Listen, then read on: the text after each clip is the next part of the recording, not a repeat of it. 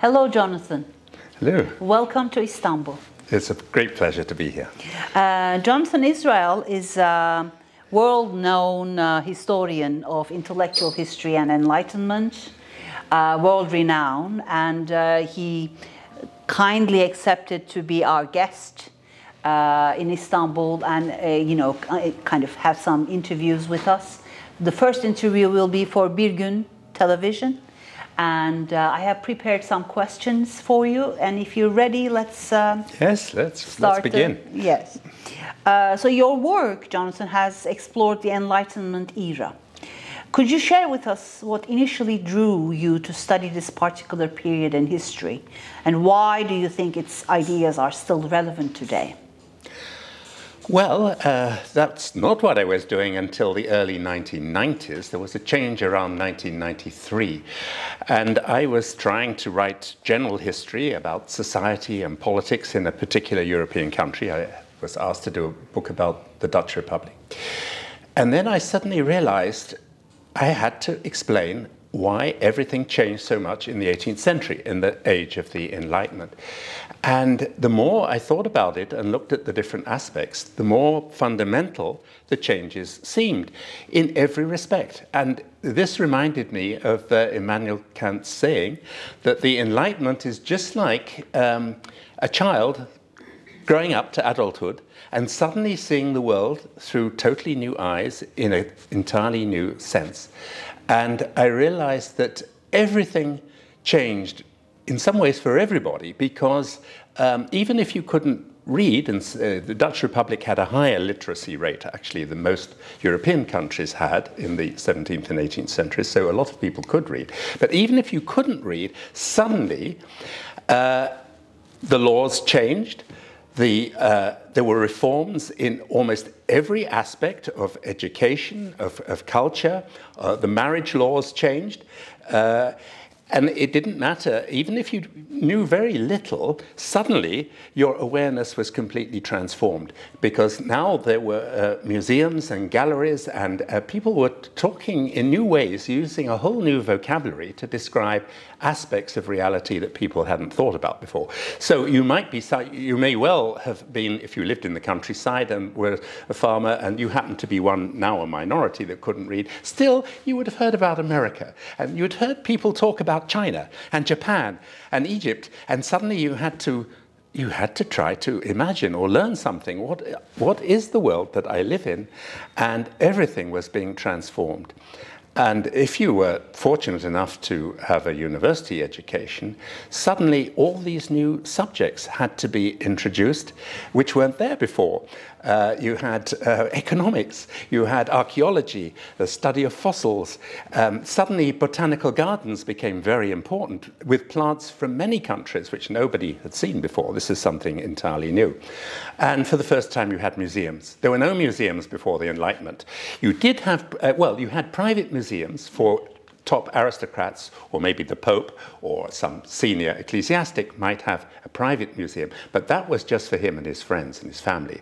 But a museum, but even that kind of aristocrat or Pope, he might have some beautiful pictures, very nice sculptures, but he would not have rarities or fossils from China and from Japan and from South America and from the Caribbean, examples of plants, of animals, skeletons of a crocodile. No, you would see that in an 18th century museum. So the Enlightenment Museum shows the world to everybody, even if you couldn't read. And that's the amazing thing, this feeling that it changed the reality of the world for everybody. And in that sense, the Enlightenment is very, very fundamental. Okay. Yeah. So would you say, the way you describe it, obviously the Enlightenment period is that you see a pattern all over Europe, a pattern of change which can be identified as almost like an internationalist Enlightenment project. Do you actually see it as an internationalist Enlightenment project? I resist very much. I mean, there was strong temptation, especially in France, I think, and in England, those two countries particularly,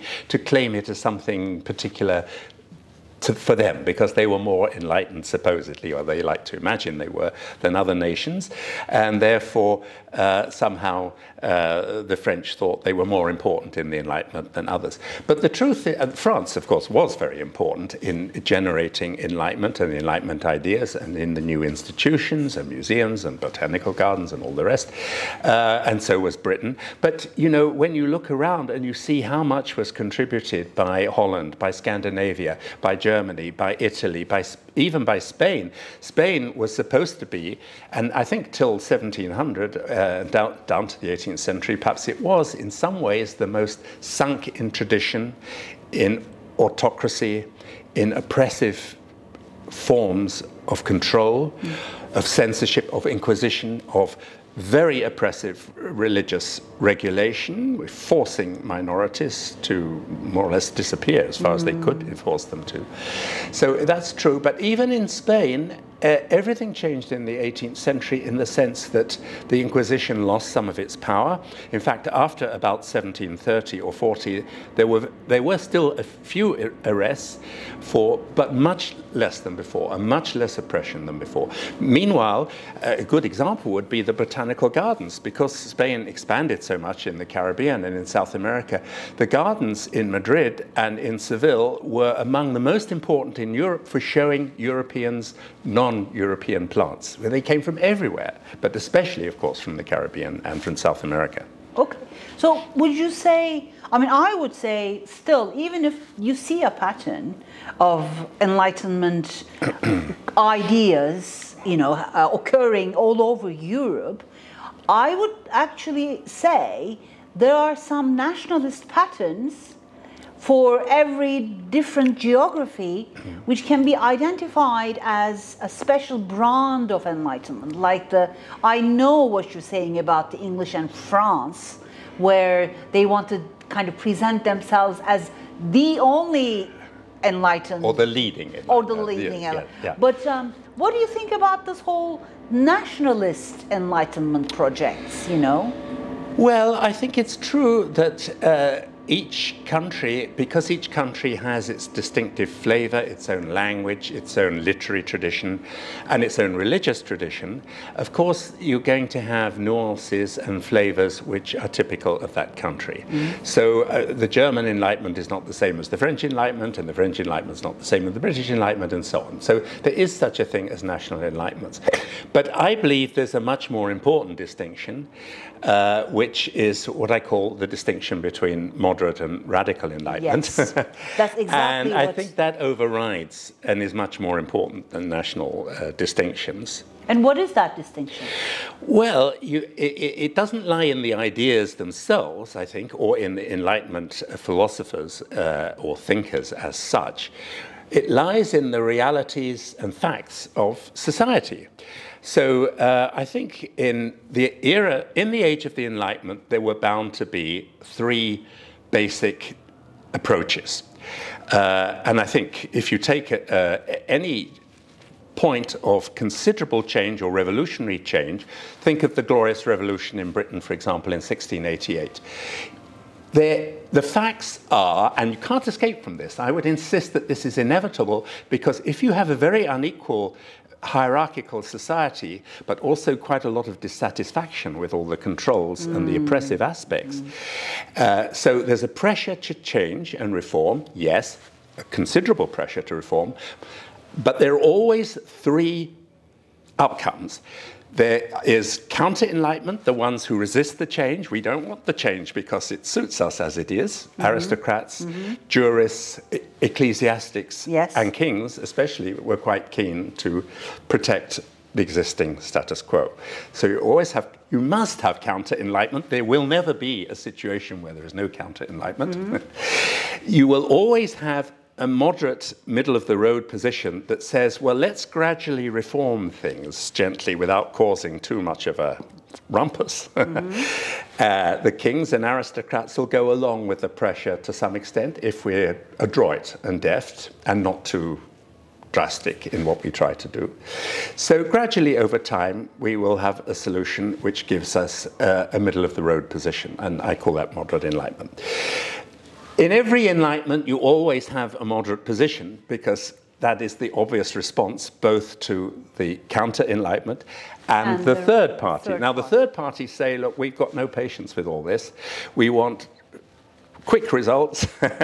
We want something more radical. So let's get rid of the kings. Like in the Glorious Revolution, people like John Toland and John Wildman, there was a wing that were not satisfied because the Glorious Revolution didn't go far enough. It was too aristocratic. It didn't open up the voting and the electoral system to most of the population. It was England did become more tolerant, so there was more religious toleration, more freedom of thought than before, but there were still a lot of controls as well. So that wasn't good enough for some people. So they will, in every Enlightenment, there will always be a radical Enlightenment that wants to go further and to transform the position in a more comprehensive way, not just reform, but a revolutionary change. The wants to get rid of the injustices more or less completely and have a more equal society. So the radical Enlightenment is always more egalitarian, always more anti-aristocratic. It tends to be more, not necessarily against religion in the sense of individual belief, which it depends, but often it would respect that. What it doesn't respect is religious authority imposing itself on education, on the law, wanting to control society. So religious authority as an imposition on society, the radical Enlightenment rejects that completely. So where you see rejection of religious authority connected to democratic republicanism, that's radical Enlightenment. And I would argue that it is, although some historians say, oh, well, we don't really like this distinction, maybe it's more nuanced than that, maybe this is a little bit simplistic. I would reply to that, well, in every Enlightenment situation, there has to be these three approaches. There can't be an Enlightenment where you don't have counter-Enlightenment, moderate Enlightenment, and radical Enlightenment. That's totally impossible. And someone who thinks, oh, well, we don't like that, maybe we shouldn't use that distinction, you know straight away that person doesn't understand. Has a superficial idea of the Enlightenment, doesn't understand, because it's not possible for that to be not to be the case. Exactly. So this is quite timely, because I want to talk about your recent book about the Enlightenment.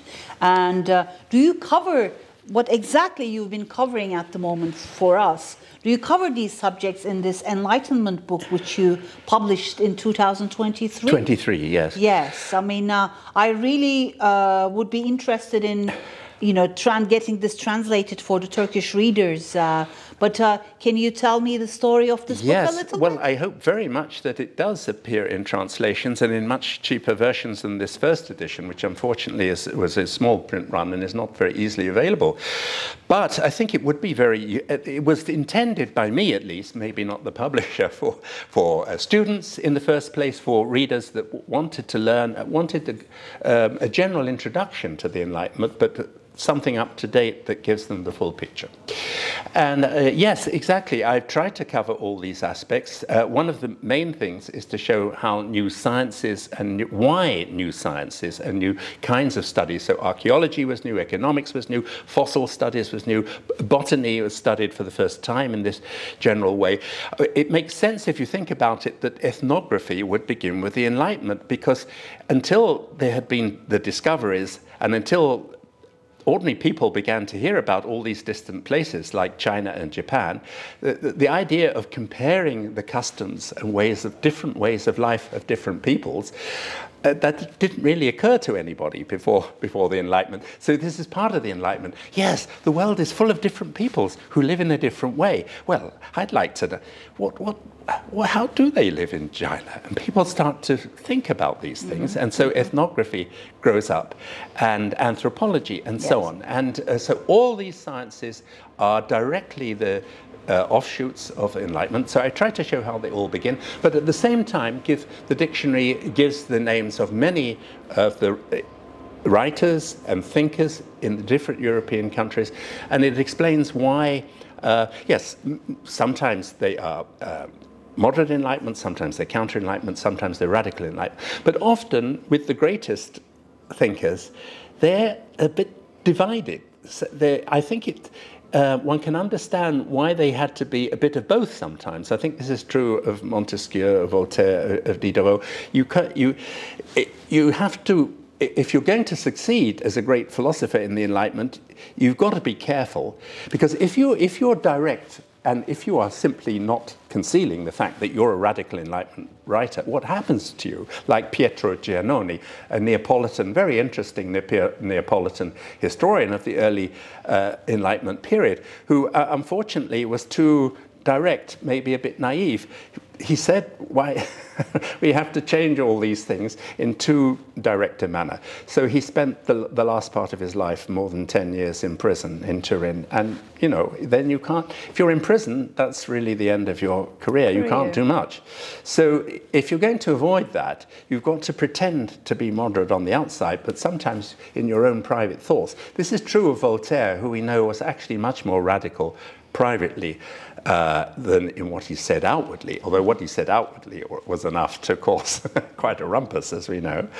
So I think although the Enlightenment is always divided between moderate and radical, that doesn't mean that a particular individual, you can say, is just in one and not in the other. It doesn't work like that, because some of them have two faces, some of them change from one to the other, and so on. So it's a complicated dance. And, I actually and then agree. I've tried to convey all these different aspects in the dictionary. This book definitely needs audience in Turkey, definitely. I will do my best to get it translated into Turkish. But here, when you said the whole radical, moderate, and counter-enlightenment camps are, you know, kind of, there's a fluidity between them, you know, at least in the public eye, you know, when you're talking about... Or a complex interaction. Or complex interaction. So before I really want to, I mean, the gist of our conversation, I wanted to be about secularism and laicite. But before we get into that, how did this whole project, I mean, a couple of months ago, I did the interview with Richard Watmore, you know, and he was talking about the Enlightenment project failing miserably in the British context. What happens then to these fractions? I mean, what kind of consolidation are we talking about? I mean, is there a winner and a loser in this respect? Well, just like Richard talks about?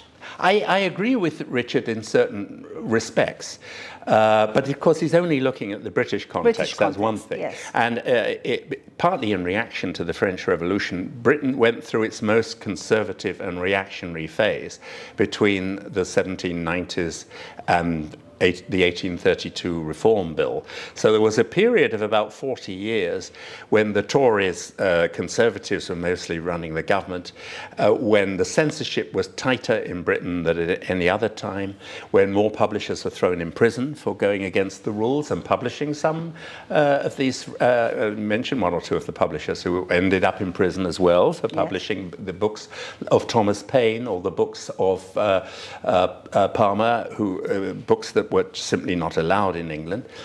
I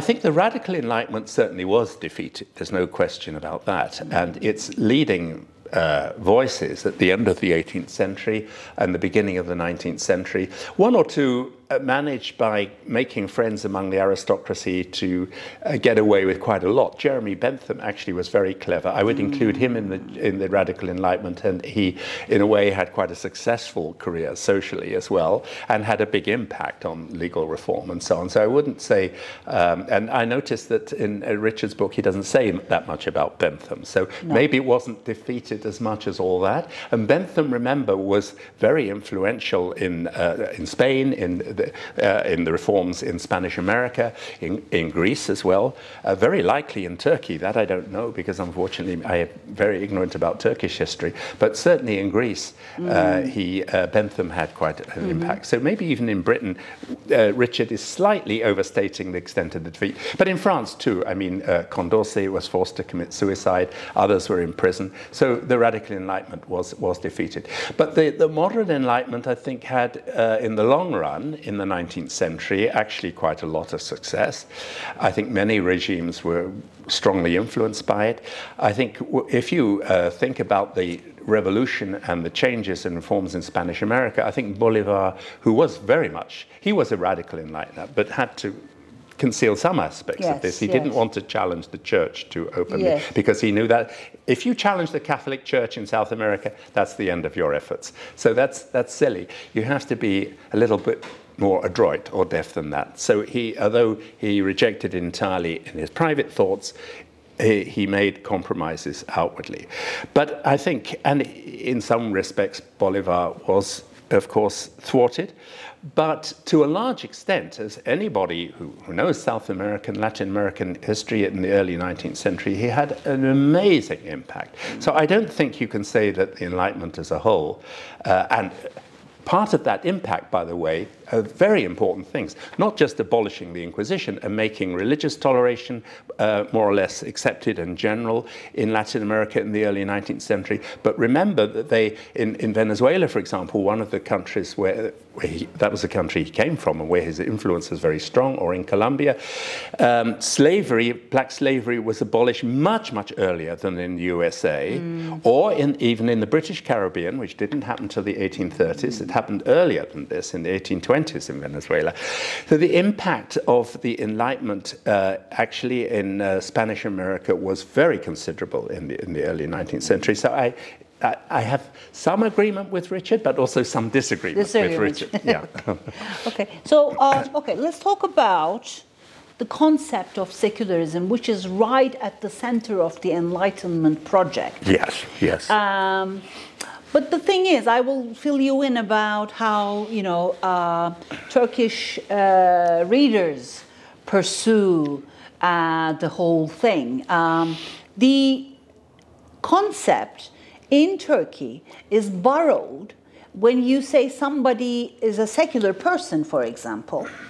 That means they don't actually let their religion as an imposition to others, and they don't let religion to impose upon themselves. But there's also the concept of laïcité, which is a French concept, so which actually denotes to the separation of state and the religious affairs. So how this internationalist Enlightenment project negotiated with these two concepts? Well, you're right. Of course, the tradition of secularism as a cultural tendency in many countries, and very clearly in England, is a different thing from laïcité in the French context.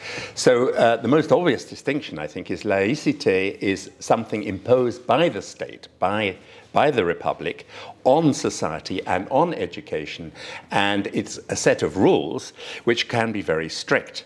Now, this, in the early 20th century, this also applies to many Muslim and Middle Eastern countries as well. I don't know, it's not for me to say anything about Turkey, but I know that in Iran in the 1920s, Reza Shah, for example, this is much more laïcité because the government set out rules, things that you're not allowed to do. They tried to secularize it by imposing punishments on people if they disobeyed. Wearing a hijab for women, for example, at one time was actually, it's hard to imagine now, but it was forbidden in Iran in the 1920s.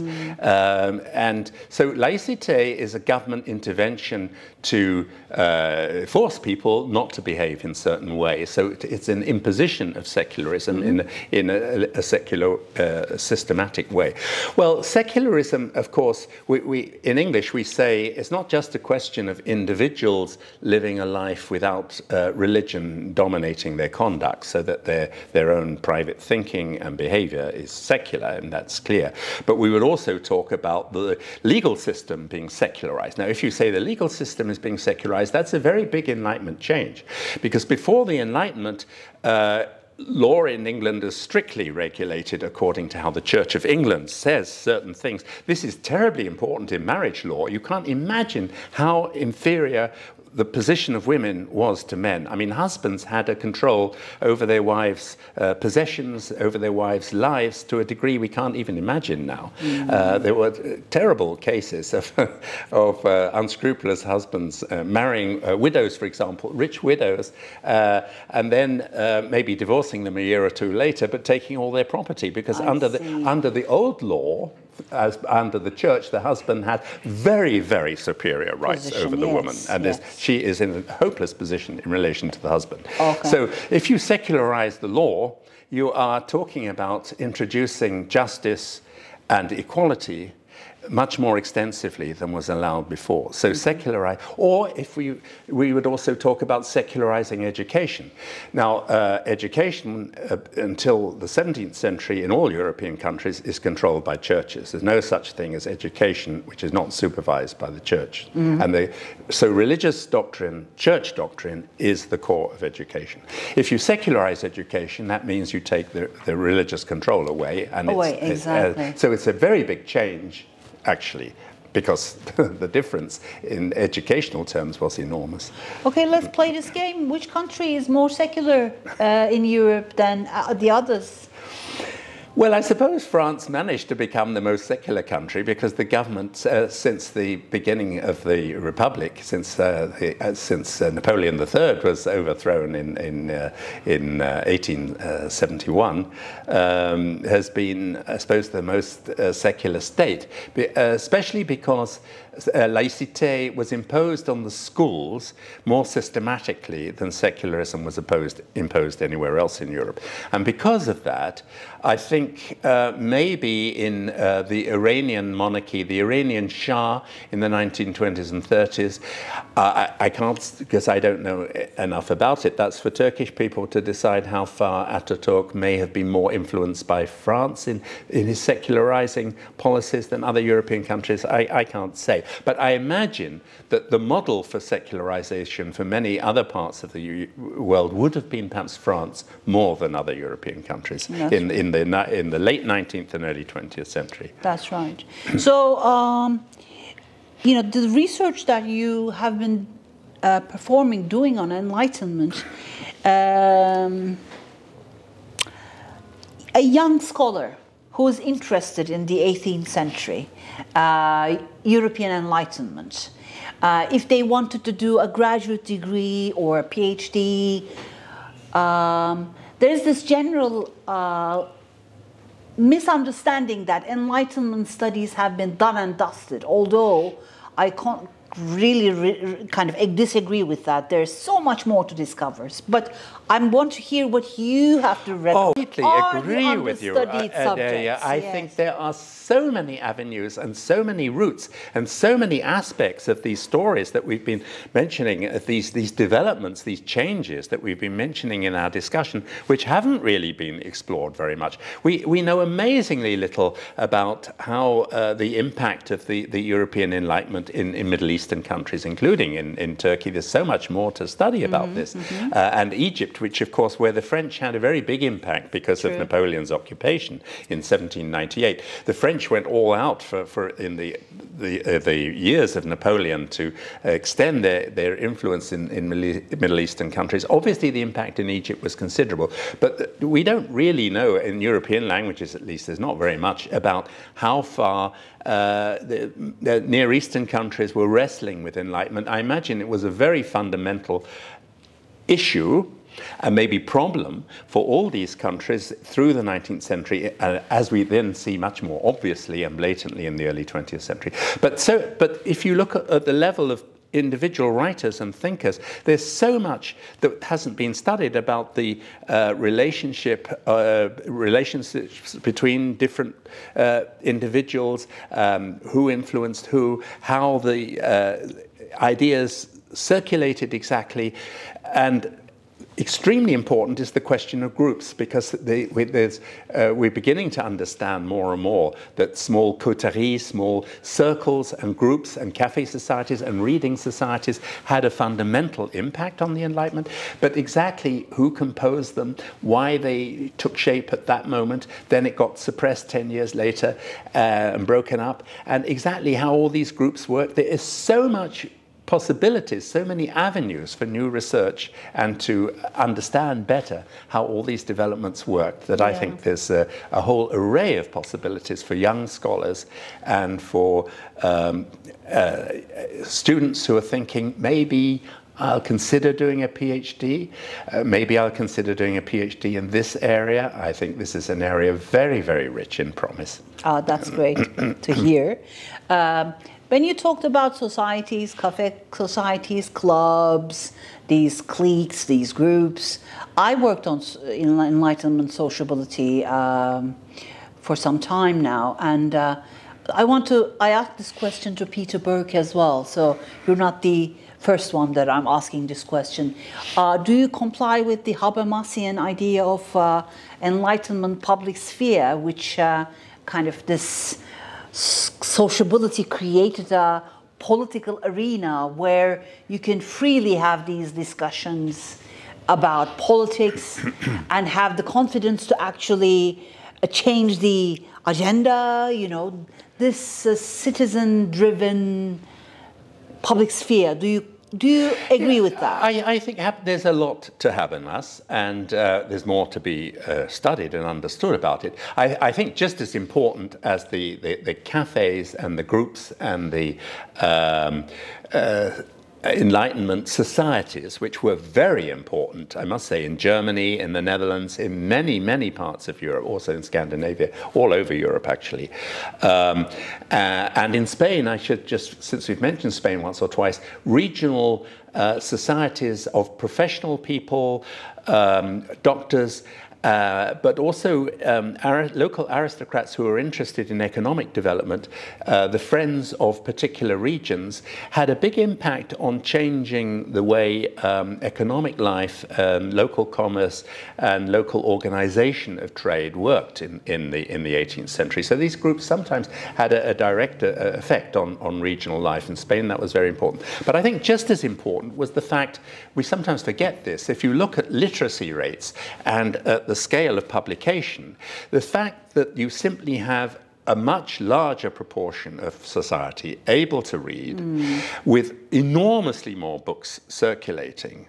So if in the Middle Ages books were more or less entirely, not entirely, but 90% the possession of the clergy and of monks, it's not surprising really that the church has total control over what gets written, and what gets circulated, and what people learn from books. That's not very surprising, is it? In the 18th century, it's not surprising if you widen the scope and suddenly there are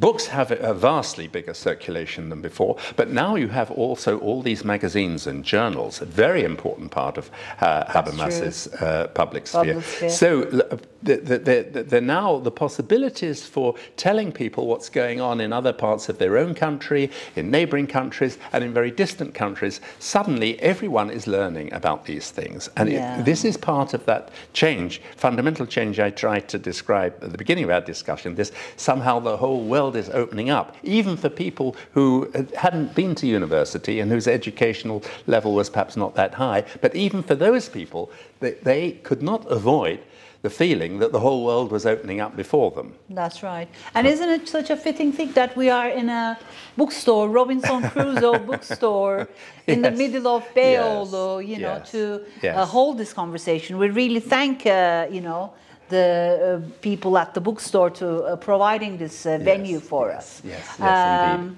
Okay, a couple of more questions. And counter-enlightenment project prevail in the 21st century. You know, the whole counter-enlightenment is also associated. I know you're going to go to a workshop very soon about this.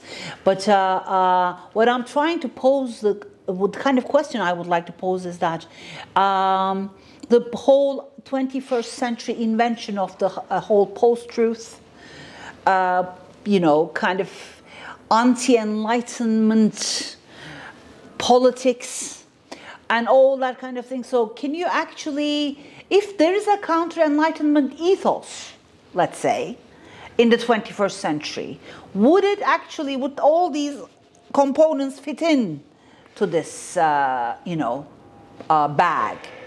So do you understand? Am I making myself clear? Yes, yes. No, I think counter-enlightenment is a very real force in the world today. Okay, that's I think it has to be so because autocracy, anti-democratic tendencies, a tendency to restrict freedom of expression and freedom of the press, which are two of the most important Enlightenment principles, and freedom of speech. We see this in so many parts of the world, in Eastern Europe, in some Asian countries, unfortunately, and even in the US today. Anyone who's closely following the presidential elections in the US knows that there are very strong anti-enlightenment tendencies at work, and this is very strongly supporting Trump.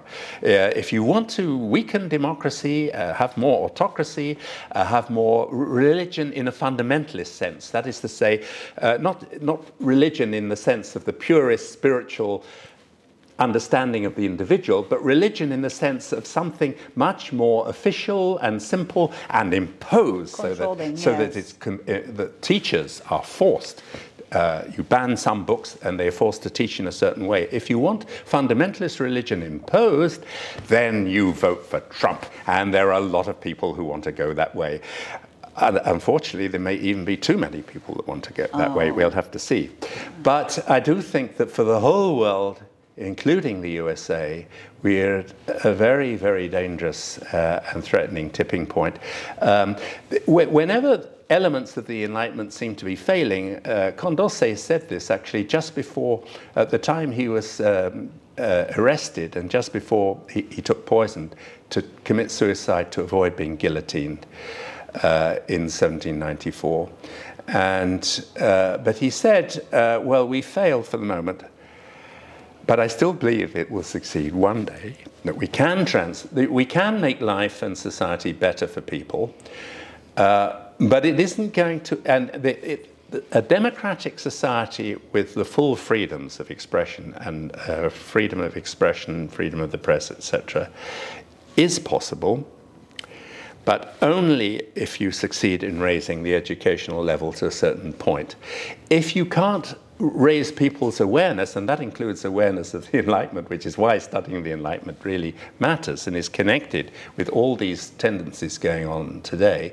If we don't succeed in raising people's awareness, then the Enlightenment project fails, and then we slide back, all of us, into autocracy and intolerance and loss of democratic freedoms, which of course would be a terrible tragedy. True. Well, on that point, let's hope that Enlightenment project prevails, and not only in Europe but in all the countries that strive to make it work. And I really want to thank you for joining us here. Let's handshake. Thank you so much for being with us. Thank you so much, Delia. Yes, thank you.